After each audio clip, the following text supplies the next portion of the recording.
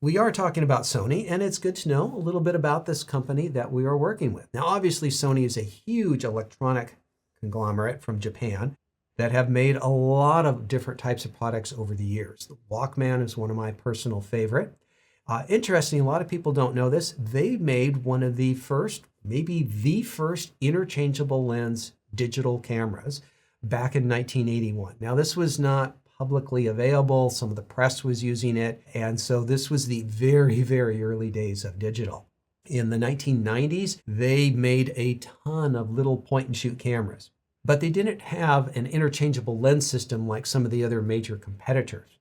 And so when Minolta, which then became Konica Minolta, decided they wanted to jettison off their photography division, Sony bought it up and they invented and established what is their Alpha DSLR system. So they had an immediate system, user base, a collection of equipment to start with. And so they were making digital SLR cameras for quite a while.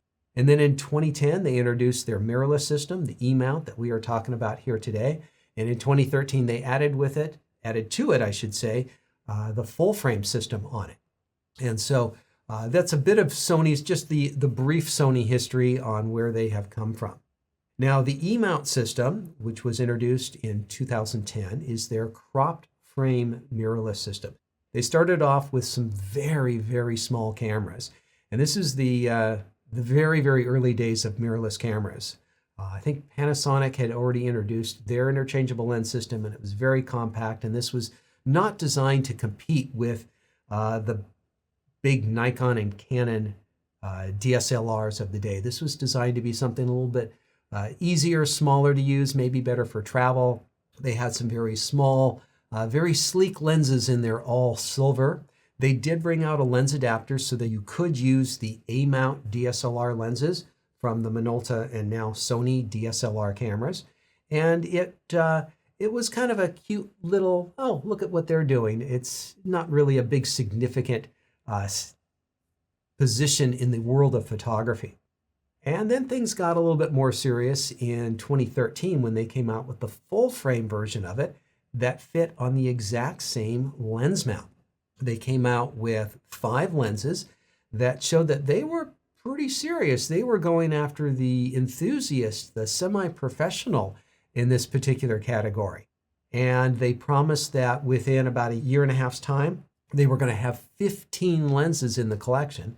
And most companies, just by the note here, they can produce usually 7 or 8 new lenses per year. That's a pretty standard rate of new introductions of new lenses.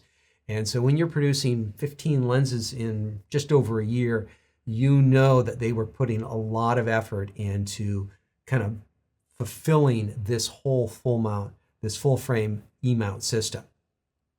Now, Sony, as I mentioned before, they make a lot of different products and they have different sub-brands for each of their different categories of products that they make. Here in the photography world, we are dealing with the Alpha brand. And so pretty much everything in the photography and video realm is Alpha. Now, they do make some high-end cinema cameras that are kind of a separate category. They do have to separate some of their more basic video stuff versus their super high-end video stuff. But we are dealing with Alpha lenses and Alpha cameras, and so you'll see that name thrown around a lot. It's not used a lot by the photographers. It's just Sony's branding of their photography equipment. Now, as I said, the E-mount system started in 2010. Cameras have an E-mount on them, and they are considered E lenses or E-series lenses. And then in 2013, they came out with their full frame system, and it used the exact same E-mount. It's the same diameter, the same connection, and they had FE lenses that produced a larger image circle to fit the larger size sensor on the camera. Now, you can swap lenses back and forth between these two types of cameras, and there are implications, and we'll get into that later on in the class. So you can mix them and match them back and forth, but it's generally best not to, at least in one of the directions, and I'll leave it for there right now. Now, the full frame sensor is a very popular choice among photographers because it's the exact same size as 35 millimeter film. And 35 millimeter film, for its own reasons, became very popular. It was kind of the Goldilocks size. And as photographers had that and the world of digital started developing, a lot of photographers just wanted a full frame camera that is the same as their 35 so they could take their lenses and mount them on here. Now, it's a little different world with Sony because they inherited the DSLR E-mount from Minolta. And in that particular system, they did have full frame and they have crop frame. And so they decided to kind of mirror that with their mirrorless system that they had just developed.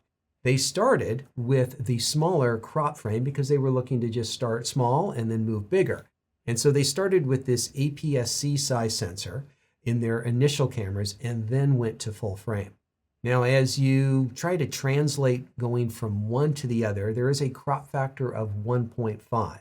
Well, technically it's 1.52, but we're going to kind of keep it at 1.5 to keep the terms simple here. And so if you want to know if a lens on the E system, what it's going to look like when it gets onto an FE system, you multiply it by that 1.5 crop factor.